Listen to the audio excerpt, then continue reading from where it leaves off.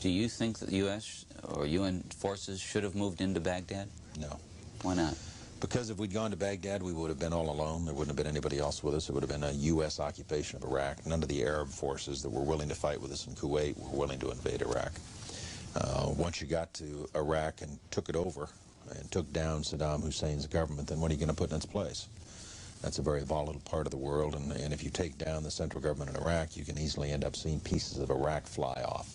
Part of it the Syrians would like to have to the west. Part of eastern Iraq the Iranians would like to claim, fought over for 8 years. In the north you've got the Kurds, and if the Kurds spin loose and join with the Kurds in Turkey, then you threaten the territorial integrity of Turkey. It's a quagmire if you go that far and try to take over Iraq. The other thing was casualties. Everyone was impressed with the fact that we were able to do our job with as few casualties as we had. But for the 146 Americans killed in action and for their families, it wasn't a cheap war. And the question for the president, in terms of whether or not we went on to Baghdad and took additional casualties in an effort to get Saddam Hussein, was how many additional dead Americans is Saddam worth?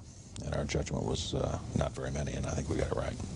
There's a great YouTube of Dick Cheney in 1995 defending Bush #1, and he goes on for about 5 minutes. He's being interviewed, I think, by the American Enterprise Institute, and he says it would be a disaster, it'd be vastly expensive, it'd be a civil war, we'd have no exit strategy. He goes on and on for 5 minutes. Dick Cheney said it would be a bad idea, and that's why the first Bush didn't go into Baghdad.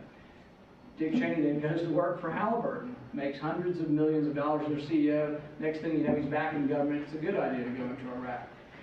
The day after 9/11, George Tenet's going in the House, and Richard Pearl's coming out of the White House.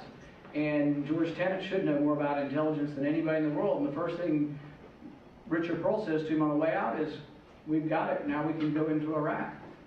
And George Tenet, who supposedly knows as much intelligence as anybody in the White House, says, "Well, don't we need to know that they have some connection to 9/11? He says it doesn't matter. It became an excuse. 9/11 became an excuse for a war that they already wanted.